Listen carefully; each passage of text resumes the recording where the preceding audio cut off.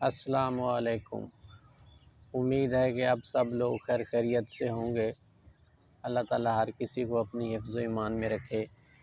आज जो हम वीडियो बना रहे हैं वो हम बना रहे हैं कि ये जो नमी आ जाती है दीवारों के अंदर, उसके ऊपर ये वीडियो बना रहे हैं।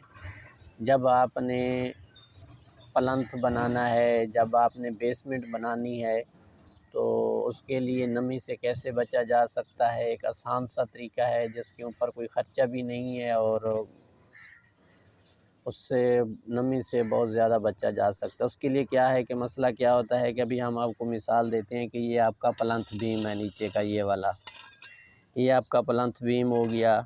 आप ईंटों की चुनाई कर रहे हो, ठीक है, तो समझ लो कि आपने ये खुदाई कर दी, ये आप नीचे से ही ज़मीन से शुरू कर रहे हो। अब ये ज़मीन के अंदर जो देख रहे हो ना, ये नमी आ रही है, ये वाली ये नमी है, ये नमी आ रही है। यही नमी फिर ज़मीन की जो होती है ये ऊपर चढ़ती है, तो आपकी जो ईंट होती है या आपने कंक्रीट की भराई की है तो वो नमी जो है उसके अंदर जाती है, फिर ऐसे ही दीवारों के ऊपर चली जाती है। जैसा कि आप देख रहे हो, ये नीचे 2 फीट तक प्लस्तर में नमी आई हुई है। जो कलर आपको चेंज नज़र आ रहा है, ये नमी की वजह से ही प्लस्तर ख़राब हुआ है। एक और आपको दिखाते हैं दीवार, ये भी नीचे नमी की वजह से ही ख़राब हुआ है प्लस्तर। और ये नीचे ज़मीन के अंदर देख रहे हो कितनी नमी है। यही नमी ऐसा ऐसा ऊपर चढ़ती रहती है और नीचे का प्लस्तर ख़राब हो जाता है। तो इसको बचाव का तरीका यही है जो हम आपको दिखा रहे हैं। या अभी हम आपको इसके बारे में ये बताते हैं कि यहाँ पे लॉन बनना है, यहाँ मिट्टी डाली जाएगी और पौधों को जब पानी दिया जाएगा तो वो सारी नमी इस दीवार के अंदर जाएगी। इस नमी से बचने का क्या तरीका है, इसके ऊपर बात करते हैं। जैसा कि ये आपने क्या काम करना है कि अभी हम आपको समझाते हैं। अच्छा, वो जो हम आपको बताने वाले हैं कि आपने क्या काम करना है कि आपने बाज़ार से ले लेनी है कल्ली। ये कल्ली इस तरह की मिलती है, शापर इस तरह का मिलता है। उसको आपने ऐसे करना है कि मिसाल के तौर पर इसी लॉन की ही मिसाल ले लेते हैं कि इसको नमी से कैसे बचाया जाए। आपने ऐसे करना है कि ये कल्ली लेके ऐसे लगा देना है उसको, जहाँ तक आपका नीचे से जो बुनियाद आ रही है, ज़मीन आ रही है, वहाँ तक आपने इसको ऐसे लगा देना है। सही है, ये आपने कल्ली लगा दी, ठीक है। अब आपने इस तरह से कल्ली लगा दी। अगर आपकी ईंट की दीवार है या ब्लॉकों की है या सीटू भी है, अगर तैयार भी हो गया है तो आपने उसके साथ कल्ली लगा के फिर इसके साथ ऐसे मट्टी से उसको भर देना है, जो भी आपकी जिस जगह में भी आपने ये लगाया हुआ है, ठीक है। ये तो हम आपको ऐसे समझाने के लिए कर रहे हैं। ये आपने ऐसे लगा दिया, ठीक है।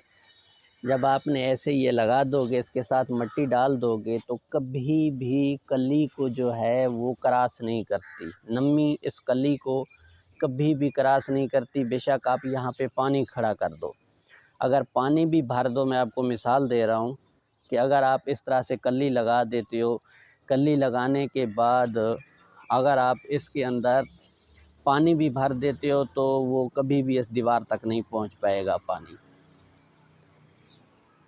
आपने नीचे से बेसमेंट बनानी है तो आपने क्या काम करना है कि जब आपकी जो चुनाई होनी है, आपने बनाना है, उससे खुदाई थोड़ी ज़्यादा करा लेनी है ताकि उसके अंदर जगह काफ़ी मिल जाए। जब आपकी ये चुनाई हो जाए, आपकी दीवार ऊपर आ जाए, तो फिर आपने इस तरह से कल्ली लगा के आपने मिट्टी डलवा के उसको भर देना है अच्छे तरीके से। अब बात आ गई ऊपर की। अब ऊपर से जब आपने इस तरह से कल्ली तो आल पार कर दी, ये साइड भी आपने ऐसे लगा दी और ये साइड भी आपने ऐसे लगा दी और यहाँ तक आपने मिट्टी डाल के अपने सीटू को या नीचे का जो भी है बेसमेंट वो आपने महफूज कर लिया है। अब यहाँ से ऊपर चुनाई कैसे शुरू करें, ठीक है।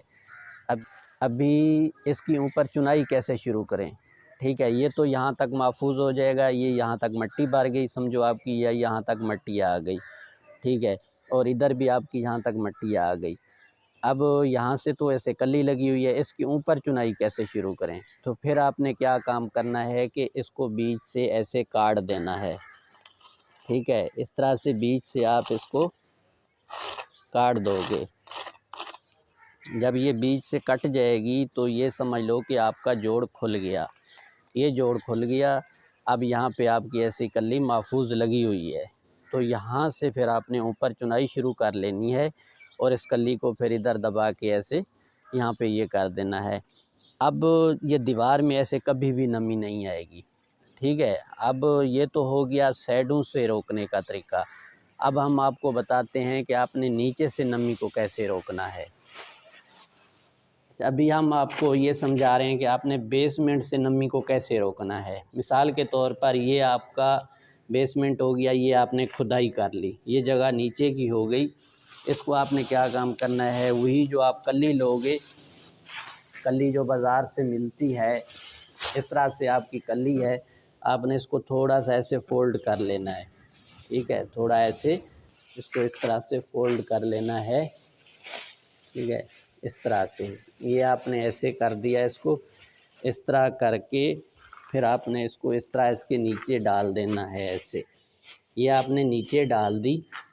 फिर आप इसके ऊपर जब रोड़ी डालोगे या डायरेक्ट ईंट लगाओगे तो उसमें जो है ना इस कागज़ के फटने का ख़तरा होगा कि ये फट जाएगा, सुराख हो जाएंगे, फिर मसला ख़राब हो जाएगा।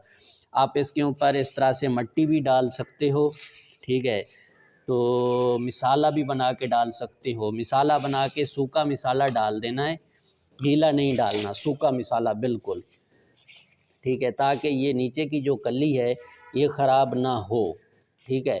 ऐसे आपने मिसाला सूखा मिसाला बना के डालना है, गीला नहीं करना, ठीक है। उसके बाद अब मिसाल के तौर पर ये आपने डाल दिया। अभी आपने ये एक समझ लो कि ईंट ही है, आप इस ईंट को लगा रहे हो, ये आपने सूखे मिसाले के ऊपर ऐसे ईंट लगा देनी है।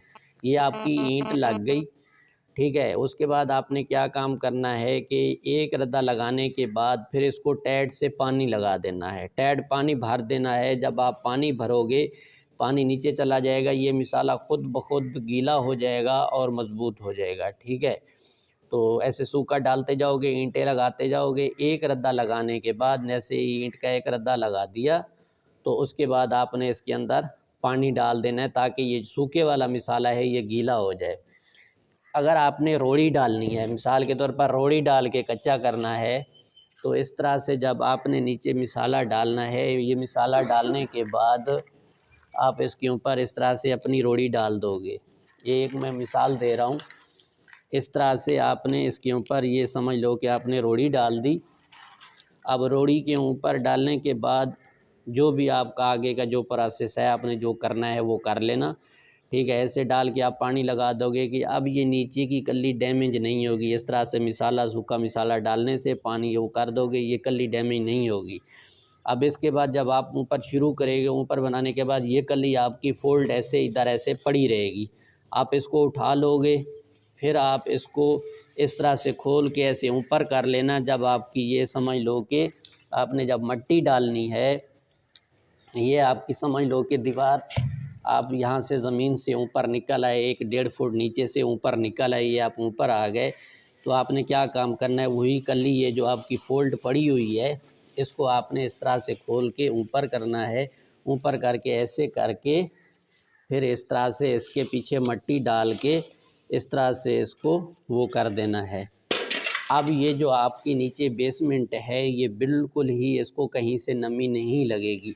जैसे फिर आप इसको ऐसे ऊपर कर देना, ठीक है, और इस तरह से इसको ऊपर कर देना। अब यहाँ पे आने के बाद फिर इस तरह से इसी को काट के फिर इसके ऊपर आपने जो आपका आप डीपीसी डाल रहे हो या आपने जो भी करना है वो आगे आपका मामला है। इस तरह से करके आप ये कर सकते हो।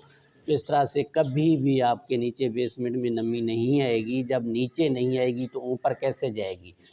अब जब यहाँ तक आप पहुँच जाओगे तो यहाँ से आपने फ़र्श शुरू करना है, जो फ़र्श लगाना है तो फ़र्श के बराबर तक कली ले आना। यहाँ तक ये फ़र्श डालना है आपने, यहाँ से ये कली ले आना, तो यहाँ ये कली फ़र्श के नीचे ऐसे छोड़ के यहाँ से इसके ऊपर वो आपने वो बना देना, तो कभी भी इसके नीचे नमी नहीं आएगी। अब ये एक वीडियो बनाई है कि नमी को रोकने के मुख्तलिफ़ तरीके बताए जाते हैं। ऐसे को ये एक इंतहाई सस्ता और ऐसा तरीका है कि जिस तरह से नमी को बिल्कुल रोका जा सकता है। लेकिन जो बात ये है कि नमी को रोकने के मुख्तलिफ़ तरीके बताए जाते हैं। अब बात आई इस कली की, क्योंकि ये जो कली होती है, ये जो कागज़ होता है, ये ज़मीन के अंदर कभी भी नहीं गलता। आप इसको बेशक जितना अरसा मर्ज़ी छोड़ दो, जब ये अच्छे तरीके से यहाँ लग जाएगा तो इसको कभी भी ये गलता नहीं है, ज़मीन के अंदर ये नहीं गलता है। और दूसरा ये है कि अगर आप थोड़ा और मज़बूत काम करना चाहते हो, एक तह भी लगा सकते हो आप, 2 भी लगा सकते हो आप, 3 तह भी लगा सकते हो, क्योंकि ये सस्ता होता है, इतना महंगा नहीं होता। तो ये वीडियो हमने बनाई नमी को रोकने के लिए, ठीक है। ये एक हमने आपको अपना एक तरीका बताया है, ठीक है। अगर वीडियो अच्छी लगे तो वीडियो को लाइक कर देना, शेयर कर देना और बेल आइकन का बटन दबा दें, आगे वाली आने वाली नई मालूमाती वीडियो आप तक पहुंच सके।